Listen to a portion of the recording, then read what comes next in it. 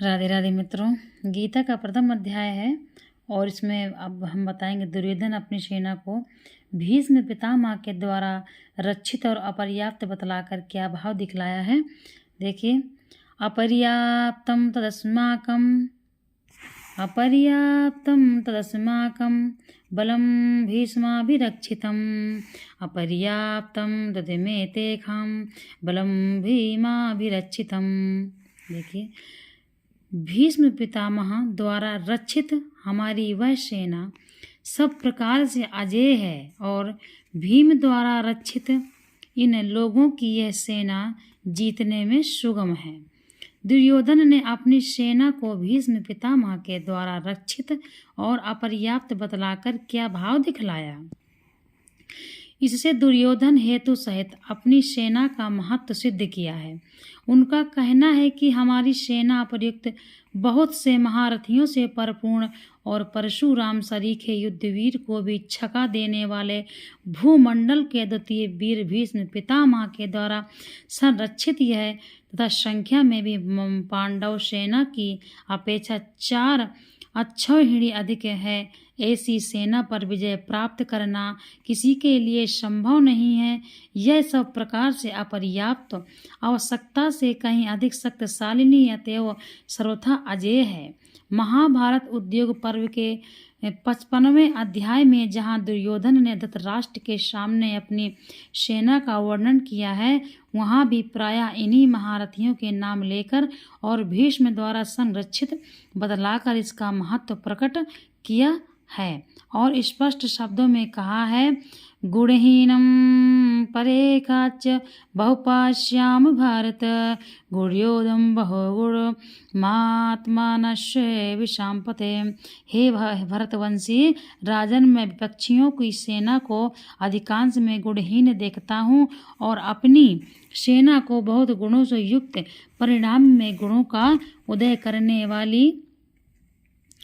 करने वाली मानता हूँ, इसलिए मेरी हार का कोई कारण नहीं है।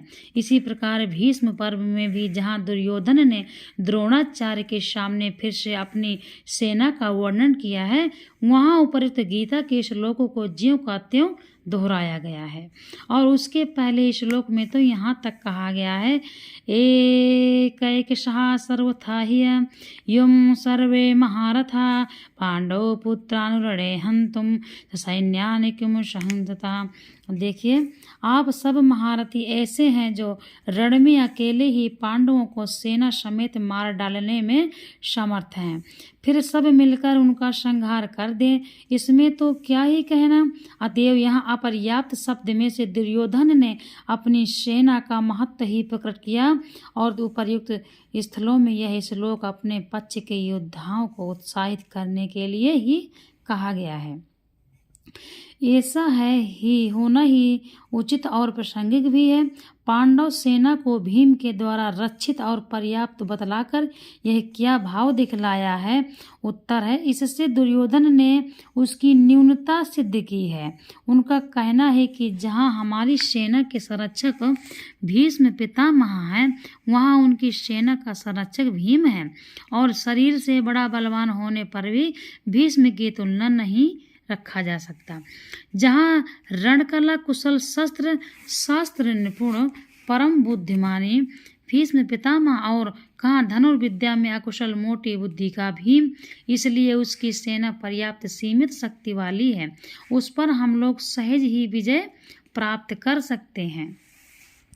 संबंध इस प्रकार भीष्म द्वारा संरक्षित अपनी सेना को अजेय बताकर अब दुर्योधन सब ओर से भीष्म की रक्षा करने के लिए द्रोणाचार्य आदि समस्त महारथियों से अनुरोध करते हैं। इसलिए सब मोर्चों पर अपनी अपनी जगह पर स्थित रहते हुए आप लोग सभी निसंदेह भीष्म पितामह की ही सब ओर से रक्षा करें। इस प्रकार इस श्लोक का क्या तात्पर्य है कि पितामह भीष्म अपनी रक्षा करने में सर्वथा समर्थ हैं। यह बात दुर्योधन भी जानते हैं, परंतु भीष्म जी ने पहले भी यह कह दिया कि द्रुपद पुत्र शिखंडी पहले स्त्री था, पीछे से पुरुष हुआ है। स्त्री रूप में जन्म होने के कारण मैं उसे अब भी स्त्री ही मानता हूँ। स्त्री जाति पर वीर पुरुष शस्त्र प्रहार नहीं करते, इसलिए वह सामने आ जाएगा तो मैं उस पर शस्त्र प्रहार नहीं करूँगा।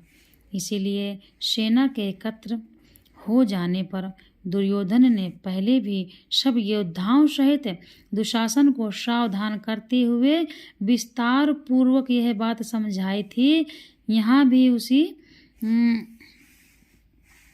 भय की संभावना से दुर्योधन अपने पक्ष के सभी प्रमुख महारथियों से अनुरोध कर रहे हैं कि आप लोग जो जिस व्यूह द्वार मोर्चे पर नियुक्त हैं, सभी अपने अपने स्थान पर दृढ़ता के साथ डटे रहें और पूरी सावधानी रखें, जिससे किसी भी व्यूह द्वार से शिखंडी अपनी सेना में प्रविष्ट होकर भीष्म पितामह के पास न पहुंच जाए।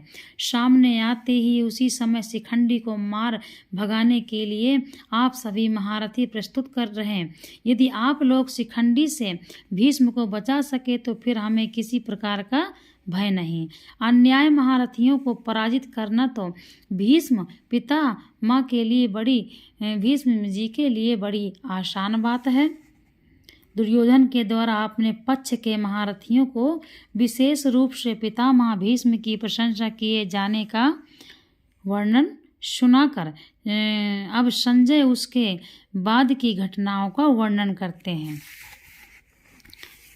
तस्य संजनन हर्ष कुरु वृद्धा पितामहा सिंहनादं विनेदोच्चै सिंहनादं विनद्योच्चै शंखं दक्षमो प्रतापवान। कौरवों में वृद्ध बड़े प्रतापी पितामह भीष्म ने उस दुर्योधन के हृदय में हर्ष उत्पन्न करते हुए उच्च स्वर से सिंह की दहाड़ के समान गरज कर शंख बजाया। और इस श्लोक का क्या भाव है कि भीष्म पितामह कुरुकुल में वही को छोड़कर सबसे बड़े थे। कौरवों और पांडवों से इनका एक सा संबंध था और पितामह के नाते ये दोनों ही पूज्य थे। इसीलिए संजय ने इनको कौरवों में वृद्ध और पितामह कहा। अवस्था में बहुत वृद्ध होने पर भी तेज बल पराक्रम वीरता और क्षमता में ये अच्छे वीर युवकों से भी बढ़कर थे। इसी से इन्हें प्रतापवान बतलाया है। ऐसे पितामह भीष्म ने जब द्रोणाचार्य के पास खड़े हुए दुर्योधन को पांडव सेना देखकर चकित और चिंतित देखा, साथ ही यह भी देखा कि वे अपनी चिंता को दबाकर योद्धाओं का उत्साह बढ़ाने के लिए अपनी सेना की प्रशंसा कर रहे हैं और द्रोणाचार्य आदि सब महारथियों को मेरी रक्षा करने के लिए अनुरोध। तब पितामह ने अपना प्रभाव दिखलाकर उन्हें प्रसन्न करने और प्रधान सेनापति की हैसियत से समस्त सेना में युद्ध आरंभ की घोषणा करने के लिए सिंह के समान दहाड़ मारकर बड़े जोर से शंख बजाया। देखिए, यहाँ से युद्ध प्रारंभ होगा। अब ये वीडियो हम आपको अगले वीडियो में पुनः बताएंगे। राधे राधे, जय श्री कृष्ण।